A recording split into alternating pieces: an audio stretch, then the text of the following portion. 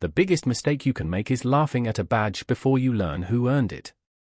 The words would echo through an entire police department before the day was over, but at 8:32 on a quiet Tuesday morning outside the Richmond Police Department, nobody standing on the front steps realized history was already unfolding in front of them.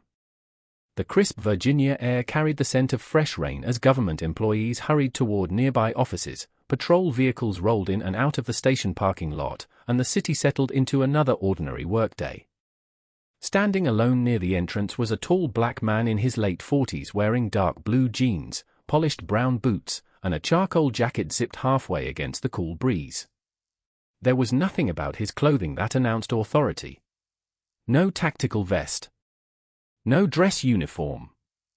No flashing credentials hanging around his neck. To everyone passing by, he looked like another professional arriving for an appointment. Yet hidden beneath the left side of his jacket rested a United States Marshal badge, while a secure wireless earpiece carried the calm voices of federal supervisors discussing an active operation already in progress. Deputy United States Marshal Nathaniel Brooks listened carefully without interrupting. Years of federal service had taught him that patience often accomplished more than force ever could. The briefing had begun 20 minutes earlier inside the federal courthouse and continued as he walked the final 2 blocks toward the local police station where he had been instructed to deliver a sealed federal warrant requiring immediate coordination with local authorities.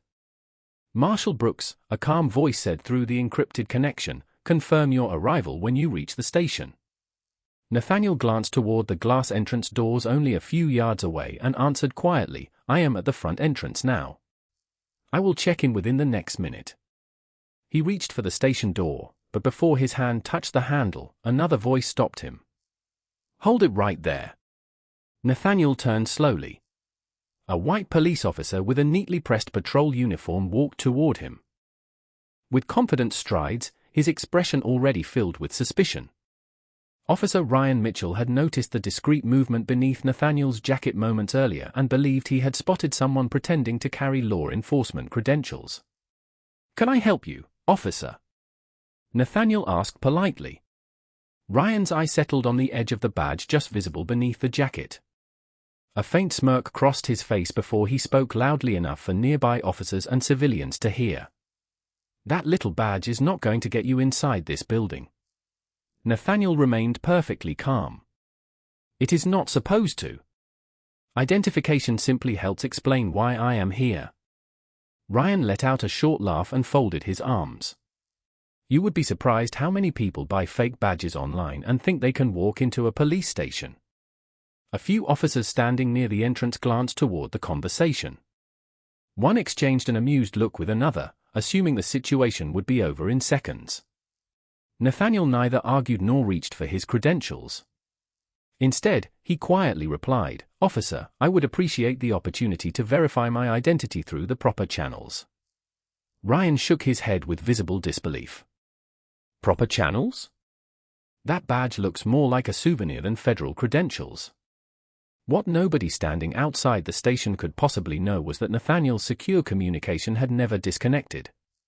Every word spoken on those front steps continued traveling through an encrypted federal network where senior United States Marshals, operational supervisors, and command personnel had all fallen completely silent, listening as an ordinary conversation outside a local police station quietly became something far more significant. Nathaniel Brooks did not reach for the badge beneath his jacket. He did not raise his voice, step forward, or challenge the officer standing between him and the station entrance. Instead, he remained exactly where he was, his posture relaxed and his expression composed, as though patience itself had become part of his uniform long before he ever carried a federal credential. The cool morning breeze stirred the edges of his charcoal jacket while a few fallen leaves rolled quietly across the concrete steps. Around them, officers arriving for the morning shift slowed almost instinctively. Some carried coffee cups. Others adjusted their duty belts while exchanging curious glances toward the unexpected conversation unfolding only a few feet away. Officer Ryan Mitchell noticed the growing attention and straightened his shoulders. There was a confidence that came from believing he was protecting his station, and in his mind, questioning an unfamiliar visitor was simply part of doing his job. "If that badge is legitimate," Ryan said, folding his arms, then proving it should not be difficult. Nathaniel answered with the same calm tone. I agree completely. Verification is always the correct procedure. The response caught Ryan slightly off guard. He had expected resistance or frustration. Instead, the man before him sounded almost encouraging. Then show it, Ryan replied. Nathaniel slowly looked toward the station entrance before returning his attention to the officer. I am carrying sealed federal documents connected to an active assignment. Before presenting anything publicly, I would prefer to complete the verification through your watch commander, exactly as protocol requires. A faint smile appeared on Ryan's face, though it carried more skepticism than amusement. Protocol? You seem to know all the right words. Several officers standing near the doorway quietly chuckled. One leaned against the brick wall, clearly assuming the conversation would end with the visitor being turned away. Nathaniel neither acknowledged the laughter nor reacted to it. He had spent nearly 25 years serving under circumstances where calm decisions mattered far more than emotional ones. His responsibility had never been to win arguments. It had always been to complete missions with professionalism, regardless of the personalities involved. Hidden beneath his jacket, the secure earpiece remained active. Inside the United States Marshal's command center, the voices from the Richmond sidewalk echoed through the communications room with remarkable clarity. Supervisors who had been discussing operational schedules only moments earlier now listened in complete silence. Deputy Director William Harper slowly removed his reading glasses and looked toward the communications specialist monitoring the encrypted line. Has Marshal Brooks disconnected? The specialist checked the console twice before answering. No, sir. The secure connection remains fully active. Every transmission is coming through clearly. Harper frowned thoughtfully. Anyone who had worked with Nathaniel Brooks knew one simple fact. He never left a secure federal call open without a reason. If the connection remained active, it meant circumstances had changed unexpectedly. Back outside, Ryan gestured toward Nathaniel's jacket once more. You know what I think? I think you bought that badge because you wanted people to believe you belong somewhere you do not. For the first time, complete silence settled over the front entrance. Even the officers who had smiled moments earlier stopped speaking. Nathaniel's expression never changed. He simply looked at Ryan with steady eyes and answered quietly, Officer, real authority has never depended on whether someone believes it. It depends on whether the truth eventually speaks for itself. Hundreds of miles of encrypted federal communications infrastructure continued carrying every word into a room filled with experienced marshals who had suddenly stopped discussing today's operation because they had begun witnessing another one unfold in real time. Nathaniel Brooks lowered his gaze for only a moment, not because he doubted himself, but because he understood how quickly appearances could shape a person's judgment. During nearly a quarter-century with the United States Marshal Service, he had entered countless courtrooms, federal buildings, and local agencies without ever needing to remind anyone who he was. His reputation had always arrived before his name. Today was different. Today, all anyone could see was an ordinary black man standing outside a police station in a charcoal jacket. Officer Ryan Mitchell remained convinced that instinct alone had carried him to the correct conclusion. The confidence in his posture grew stronger as more officers gathered near the entrance. Several patrol officers stood quietly beside the glass doors, watching without interfering. One officer whispered to another, "He talks like law enforcement." The other shrugged. Anybody can memorize the language. Nathaniel heard the exchange but showed no reaction. Experience had taught him that dignity was never something another person could take away. It could only be surrendered, and he had no intention of surrendering his. Officer Mitchell, Nathaniel said calmly, I am asking one final time that you contact your watch commander. He will know exactly how to verify my credentials. Ryan looked directly at him. If your credentials are real, why not simply show everyone the badge? Nathaniel answered without hesitation. Because credentials should always be verified through procedure, not through public opinion.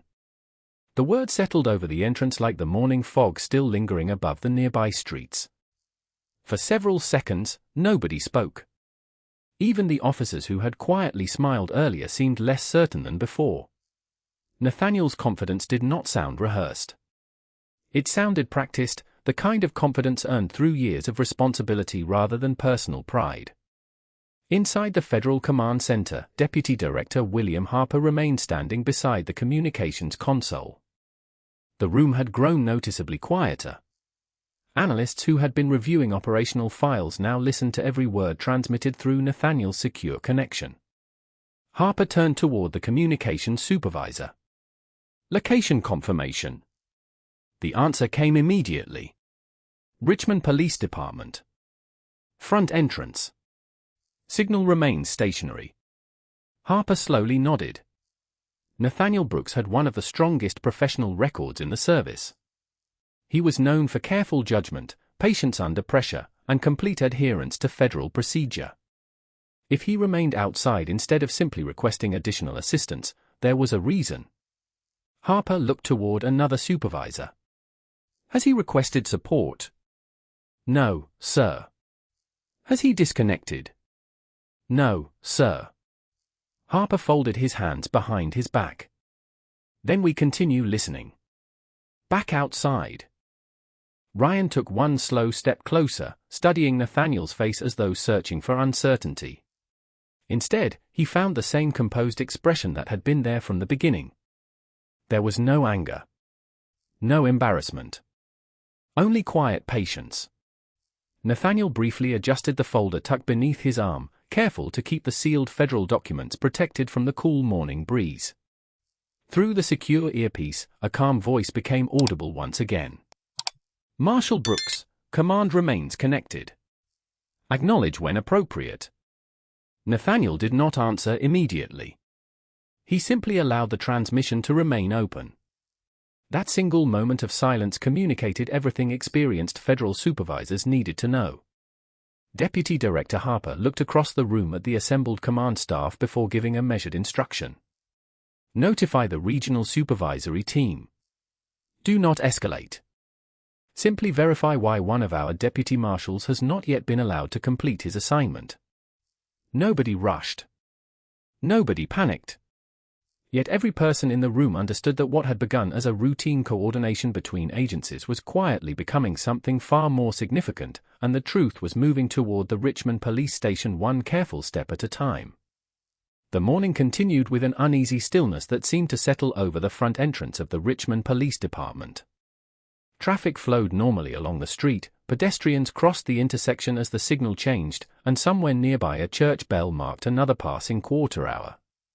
Yet on the station steps, time felt strangely suspended. Nathaniel Brooks stood exactly where he had been since arriving, holding the sealed federal envelope securely beneath one arm while the quiet voices from the encrypted communication continued flowing through his earpiece. He had spent years working alongside local departments across the country, and he understood better than most that successful law enforcement depended on trust between agencies. That was precisely why he refused to bypass procedure, even when doing so would have been easier. Officer Ryan Mitchell glanced toward the growing number of colleagues, observing from inside the station lobby. Their expressions encouraged him. No one questioned his decision. No supervisor had stepped forward to interrupt. In Ryan's mind, that silence confirmed he was handling the situation correctly. He looked back at Nathaniel and shook his head. You know what surprises me the most? You are still trying to convince everyone that you belong here. Nathaniel answered without the slightest trace of resentment. I am not trying to convince anyone of anything, officer. I am simply waiting for verification. Ryan gave a dismissive smile. Verification usually comes after trust. Nathaniel gently corrected him. Professional verification comes before trust. That is what protects everyone involved. The words lingered in the cool autumn air. A few officers standing nearby exchanged uncertain glances. One younger patrol officer quietly shifted his weight, clearly beginning to wonder whether contacting the watch commander would have been the simpler solution. Still, nobody spoke. Inside the Federal Command Center, Deputy Director William Harper remained focused on the live communication feed. The operations room had returned to work, but every conversation was quieter than before. Analysts continued monitoring active assignments while one communication specialist kept Nathaniel's secure channel isolated on a dedicated speaker. Then another update appeared on the operations display. Regional Supervisory Unit has acknowledged notification, an operations coordinator reported. Harper nodded once. Estimated arrival: approximately 9 minutes. Harper remained calm. Good. No emergency response. We are verifying agency coordination, nothing more. Every instruction reflected the same professionalism Nathaniel himself had demonstrated outside the station. There was no rush to prove authority. Only a commitment to proper procedure. Back in Richmond, Ryan noticed Nathaniel briefly touch the secure folder beneath his arm, protecting it from a light breeze that swept across the station entrance. Important paperwork? Ryan asked with a skeptical grin. Nathaniel met his eyes. Important enough that it should reach the appropriate person. Without unnecessary delay. Ryan chuckled softly. If those papers were really that important, somebody higher up would already be here. Nathaniel paused for a moment before replying.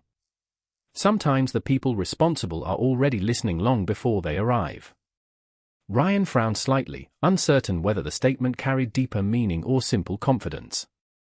Behind the station's glass entrance, several officers instinctively looked toward one another, sensing that the conversation had begun changing in ways they could not quite explain. None of them realized that every sentence spoken on those front steps continued echoing through a federal communications network where experienced marshals had already recognized something local officers had not yet considered. The quiet man standing patiently outside the station was no longer waiting for someone to believe him. He was waiting for procedure to catch up with the truth. Inside the Federal Regional Command Office, the atmosphere remained calm, deliberate, and remarkably disciplined. Nobody raised their voice. Nobody rushed through the corridors. The United States Marshal Service had handled countless interagency assignments over the years, and every experienced supervisor understood that professionalism demanded facts before conclusions. Deputy Director William Harper stood before a digital operations display where a small blue marker continued identifying Nathaniel Brooks's location outside the Richmond Police Department. The marker had not moved for more than 12 minutes. Harper studied the screen for another moment before quietly asking, "Has Marshal Brooks acknowledged command since his last transmission?" The communications specialist looked down at the encrypted console. "No, sir. The secure connection remains active, but he has not interrupted the conversation." Harper slowly nodded. That detail alone spoke volumes. Nathaniel Brooks had built a reputation throughout the service as someone who never allowed unnecessary delays during active federal assignments. If he remained outside a local agency instead of completing his delivery, then something had prevented routine coordination from taking place. "Prepare a regional supervisory verification team," Harper instructed. "No emergency response. No unnecessary attention. We are simply ensuring our deputy marshal can complete his assignment." Across the room, another supervisor quietly contacted the regional office responsible for Virginia operations. Within moments, several unmarked government sport utility vehicles were assigned to travel toward the Richmond Police Department.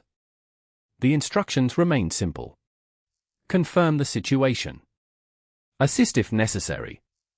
Preserve professional cooperation between agencies.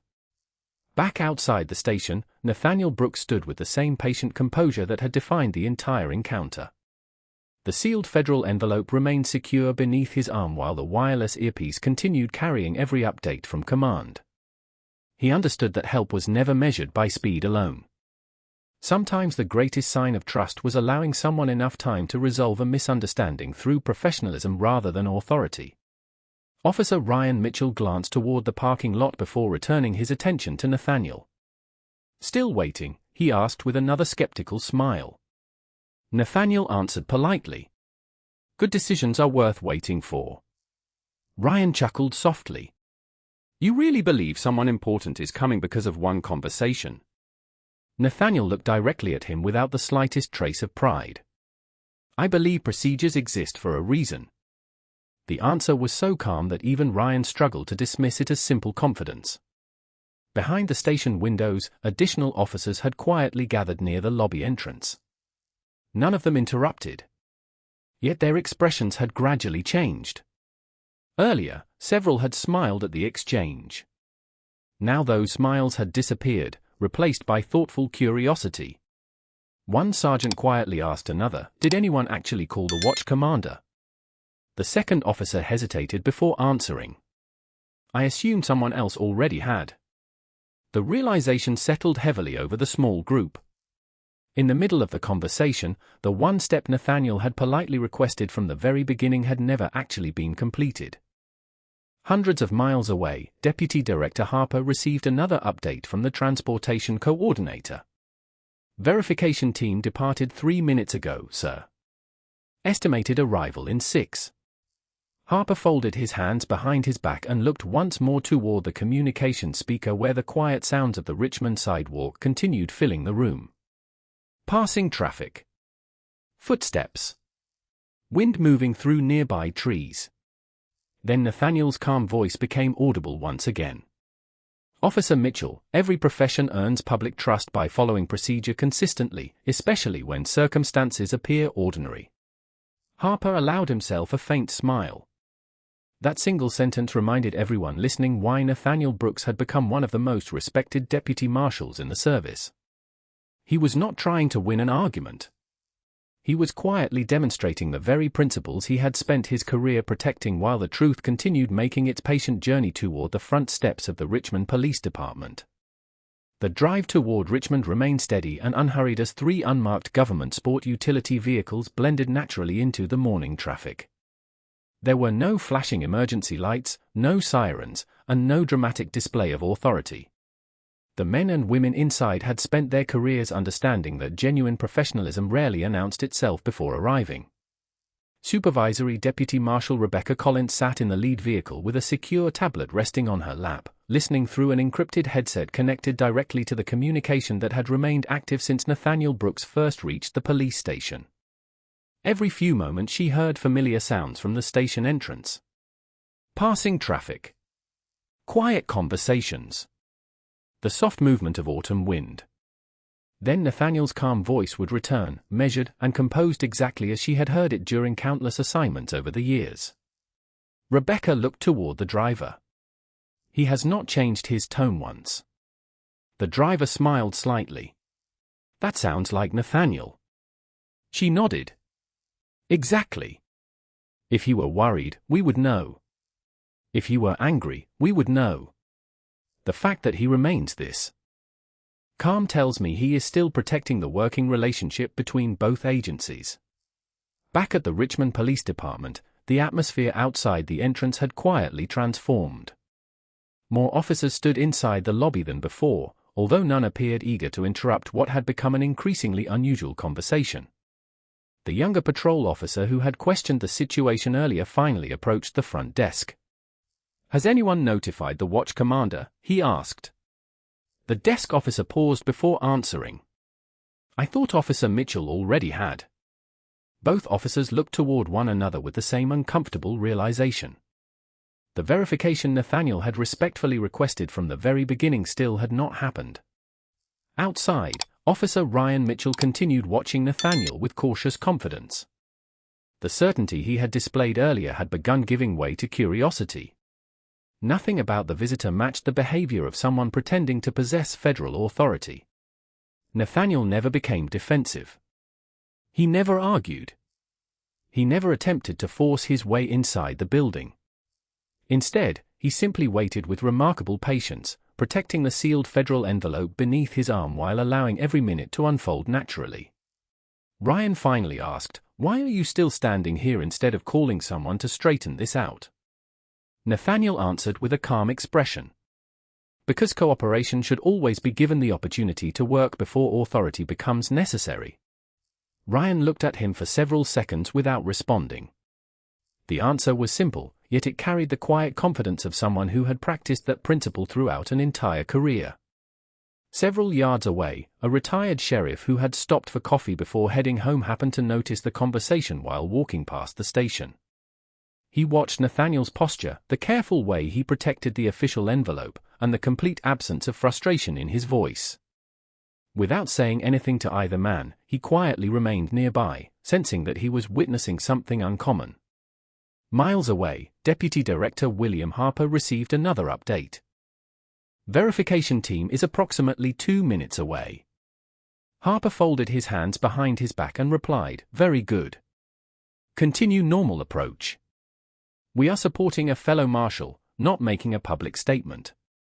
As the convoy turned onto the final street leading toward the Richmond Police Department, the morning sun reflected across the windshields of the approaching vehicles. To everyone else on the road, they looked like ordinary government transportation. Yet with every passing second, the distance between assumption and truth grew shorter. Nathaniel Brooks remained exactly where he had started the morning, quietly demonstrating that real authority never needed to demand recognition because, sooner or later, professionalism always found its own voice. Nathaniel Brooks lifted his eyes as 3 dark government sport utility vehicles turned slowly onto the street leading toward the Richmond Police Department. They moved with quiet precision, blending naturally into the flow of morning traffic until they reached the station entrance. No emergency lights flashed across the pavement. No sirens disturbed the calm air. Their arrival was almost understated, yet something about the disciplined spacing between the vehicles immediately caught the attention of experienced officers standing inside the lobby. Officer Ryan Mitchell noticed them as well, though he showed little concern. Government vehicles occasionally visited the station, and he assumed these would be no different. Nathaniel remained exactly where he stood, making no attempt to draw attention to the approaching convoy. He simply adjusted the sealed federal envelope beneath his arm and waited. The first vehicle came to a smooth stop near the front steps. Seconds later, the second and third vehicles parked with the same measured precision. The doors opened almost simultaneously. Men and women dressed in professional business attire with discreet federal credentials stepped onto the sidewalk alongside several Deputy United States Marshals wearing clearly identifiable service jackets. Every movement reflected quiet confidence built through years of disciplined service. Supervisory Deputy Marshal Rebecca Collins stepped from the lead vehicle and immediately recognized Nathaniel. Without hesitation, she walked directly toward him with calm purpose. The conversations around the station entrance gradually faded into silence as everyone instinctively watched the scene unfolding before them. Rebecca stopped a respectful distance from Nathaniel and offered a professional nod before speaking clearly enough for those nearby to hear. "Good morning, Marshal Brooks. Command requested verification after your secure communication remained active beyond your scheduled arrival." Nathaniel returned the greeting with the same calm expression he had maintained all morning. "Thank you for coming, Supervisor. I believed local verification would occur first." Rebecca glanced briefly toward the station entrance before answering. "That was our expectation as well." Officer Ryan Mitchell looked from Nathaniel to the arriving federal personnel, the confidence that had filled his posture only minutes earlier beginning to soften into uncertainty. One of the deputy marshals quietly approached Rebecca and handed her a secure identification folder. She reviewed it briefly before turning back toward Nathaniel. "Your assignment package remains active, and the federal warrant is ready for delivery whenever coordination with local command is established." There was no dramatic announcement. No attempt to embarrass anyone. The simple professionalism of the exchange revealed more than any explanation could have. Inside the station lobby, several officers exchanged surprised glances. The younger patrol officer who had repeatedly suggested contacting the watch commander lowered his eyes for a moment, realizing how easily the entire misunderstanding could have been avoided by following the exact procedure Nathaniel had respectfully requested from the beginning. The retired sheriff watching from the sidewalk quietly smiled to himself. He had seen enough years in law enforcement to recognize genuine professionalism long before titles entered the conversation. Rebecca reached toward Nathaniel with a replacement secure communications headset. "Command remains connected, Marshal." Nathaniel accepted it with a grateful nod before calmly placing it over one ear. A familiar voice immediately came through the encrypted line. "Marshal Brooks, this is Deputy Director Harper. We appreciate your patience. Are you prepared to continue your assignment?" Nathaniel answered without the slightest hint of triumph. "Yes, sir.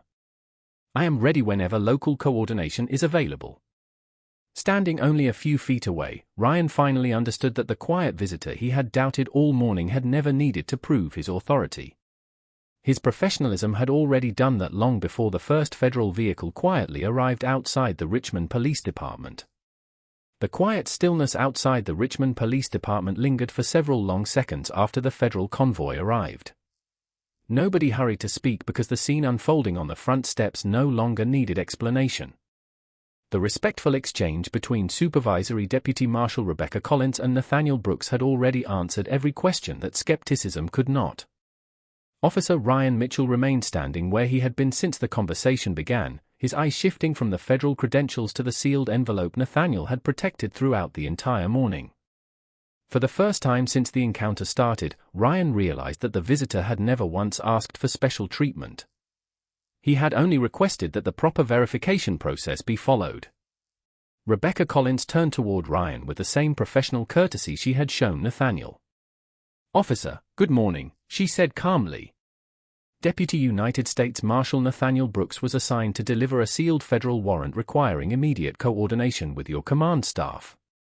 We appreciate your attention to security, and we would now like to complete the verification process through your watch commander. Her tone carried neither criticism nor frustration. It reflected the same respect that federal agencies expected from every professional partnership. Ryan took a slow breath before answering. The watch commander was never notified. Rebecca nodded gently. "Then we can resolve that now." Behind the station entrance, one of the supervising sergeants immediately stepped forward after hearing the exchange. He looked first at Nathaniel, then at Rebecca, before extending his hand. "I am Sergeant Michael Dawson. I apologize that this verification did not happen sooner. Please come inside so we can complete the coordination properly." Nathaniel returned the handshake with quiet sincerity. "Thank you, Sergeant. That is all I requested from the beginning." Several officers standing nearby lowered their eyes for a moment, each recognizing how one overlooked procedure had allowed a routine federal assignment to become an unnecessary misunderstanding. The retired sheriff watching from the sidewalk smiled quietly. In more than 30 years of public service, he had learned that the strongest leaders were rarely the loudest people in the room. They were usually the ones who remained respectful even when others failed to offer the same courtesy. Inside the Federal Command Center, Deputy Director William Harper listened as the atmosphere outside the station changed completely. The tension that had filled the secure communication all morning gave way to calm voices discussing verification, coordination, and cooperation. Harper allowed himself a small smile before speaking into the encrypted line. "Marshal Brooks, excellent work maintaining professionalism." Nathaniel answered simply, "Thank you, sir. Respect for procedure protects every agency involved." Harper replied, "Exactly." Outside, Ryan stepped toward Nathaniel with a noticeably different expression than the one he had worn earlier.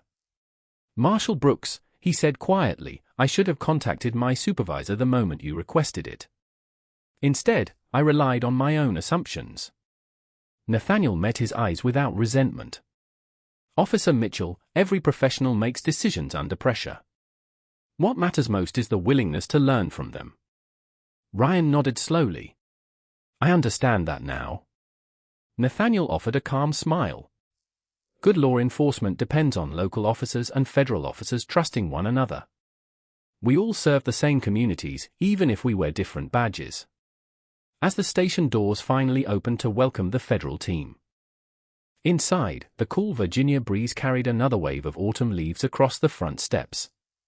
The morning had not ended with arguments, humiliation, or revenge. It ended with something far more enduring. Professional respect had finally replaced assumption, and the truth had restored the partnership that should have existed from the very first moment Nathaniel Brooks walked toward the entrance. Several days later, the front entrance of the Richmond Police Department looked exactly as it always had. Patrol vehicles arrived for morning assignments. Detectives carried case files through the lobby. Dispatch radios echoed quietly from inside the building as another ordinary shift began. Yet for those who had witnessed the unexpected encounter earlier that week, the station no longer felt quite the same. The conversation that had started with doubt and ended with understanding had quietly become part of the department's memory. It was discussed during briefings, mentioned during training conversations, and remembered not because anyone had been publicly embarrassed, but because everyone had been reminded that professionalism begins long before certainty. Deputy United States Marshal Nathaniel Brooks never asked for recognition after completing the federal assignment. The sealed warrant had been delivered, interagency coordination had moved forward successfully, and the operation concluded exactly as planned. When Deputy Director William Harper later thanked him for handling the situation with remarkable composure, Nathaniel offered the same humble response he had carried throughout his career. "The assignment was never about me, sir. It was about making sure the process remained stronger than the misunderstanding." Harper smiled before replying, "That is precisely why you earned the badge you carry." Those words stayed with everyone who heard them because they reflected a truth that could not be measured by rank or title. Meanwhile, Officer Ryan Mitchell spent considerable time reflecting on the choices he had made that morning. He understood that his responsibility had never been questioned. His willingness to protect the station had come from sincere commitment to public safety. What required change was not his dedication but the speed with which assumptions had replaced verification.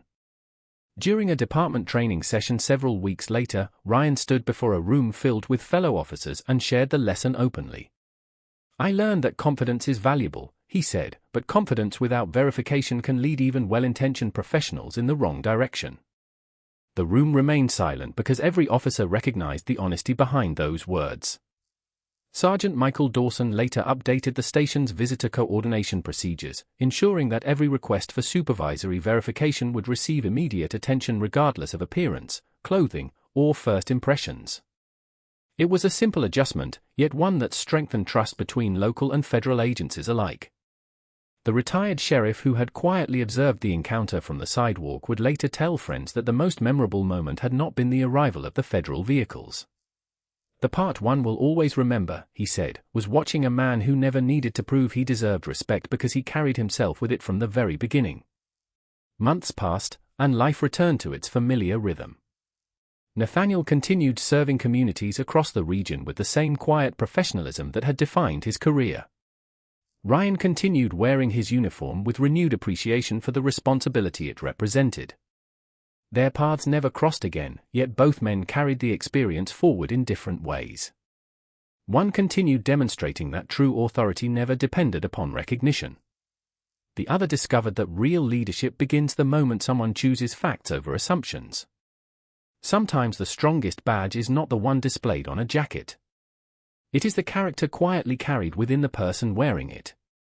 Titles may open doors. Credentials may establish authority.